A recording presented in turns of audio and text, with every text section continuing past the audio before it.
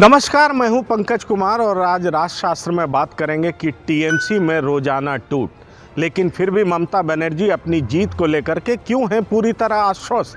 जी हां, ममता बनर्जी का कॉन्फिडेंस देखते ही बनता है, पर सवाल ये है कि ममता बनर्जी अपनी जीत को लेकर के क्यों आश्वस्त हैं।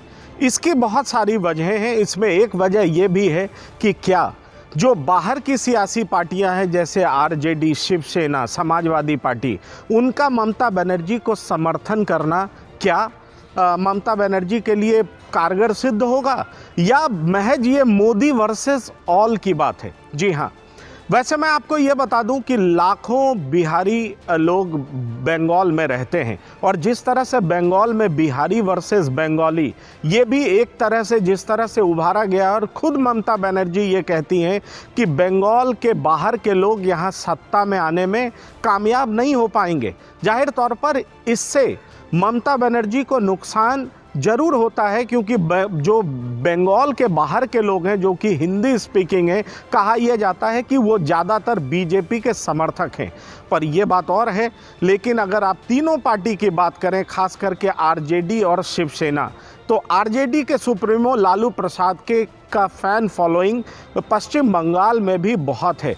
खास करके उन मुसलमान तबकों में आरजेडी प्रमुख बहुत ही लोकप्रिय हैं। और अगर समाजवादी पार्टी की भी बात करें तो पूर्वांचल के लोग भी अच्छी तादाद में हैं, और मुसलमानों में मुलायम सिंह यादव भी खासे लोकप्रिय हैं, और उनके बेटे जो कि अभी वहाँ के नेता हैं, समाजवादी पार्टी के नेता हैं, वो भी बेहद लोकप्रिय हैं। तो माना यह जा रहा है कि इन तमाम लोगों का समर्थन, अनकंडीशनल सपोर्ट ममता बनर्जी के लिए इतना जरूर कर पाएगा कि जो मुस्लिम्स में स्प्लिट हो रहा था उसको कंसोलिडेट करने में ये लोग बहुत ज़्यादा सहायक होंगे। ये बातें उठ रही हैं। वैसे मैं आपको बता दूं कि ममता बनर्जी ने कई तरह के प्रोग्राम्स चलाए हैं जो कि पश्चिम बंगाल में हिट भी हो रहे हैं। अगर कृषक बंधु की बात करें, उसको लेकर के ममता बनर्जी काफ़ी कॉन्फिडेंट है। अगर द्वारे सरकार की बात करें तो सरकार खुद द्वार पर पहुंच जा रही है, और तमाम तरह के कार्ड्स जो सरकारी स्कीम्स होते हैं उसको लेकर के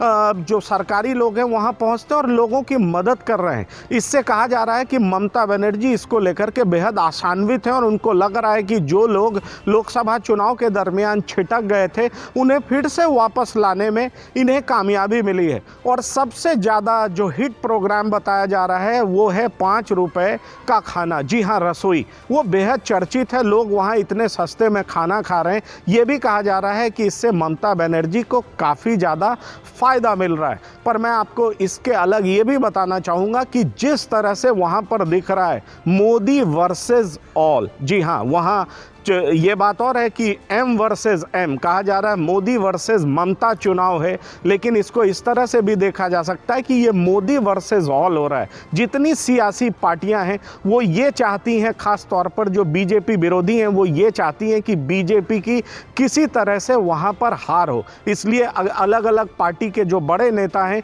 वो वहाँ पहुँच करके ममता को अनकंडीशनल सपोर्ट दे रहे हैं। जाहिर तौर पर ममता को अनकंडीशनल सपोर्ट मिलने का मतलब ये है कि जो भी लालू प्रसाद के समर्थक हैं, मुलायम सिंह के समर्थक हैं, या जो हिंदूवादी जो कि शिवसेना के समर्थक हैं, वैसे कुछ वोट ममता को मिल सकते हैं। पर इसका एक दूसरा पहलू भी है। वो ये पहलू है कि जिस तरह से बिहारी वर्सेस बंगाली वहाँ पर एक नारा बनाया गया, और ये कहा गया कि माँ, माटी और मानुष जो ममता की ही पार्टी में परिलक्षित होता, और इस भावना को आगे बढ़ाने में ममता बनर्जी ही कामयाब होंगी, बाहरी लोग इसमें कामयाब नहीं हो पाएंगे। तो ये माना जा रहा है कि जो हिंदी स्पीकिंग जो बंगाल में रहते हैं उनके बीच बीजेपी के लिए पसंद बेहद ज़्यादा है। अब ये देखना दिलचस्प होगा कि ये जो लोग हैं, ये जो खास करके 3 सियासी पार्टियां हैं, वैसे शरद पवार भी वहां जाने वाले हैं, पर क्या इसका खास असर बंगाल की राजनीति में देखने को मिलेगा क्या,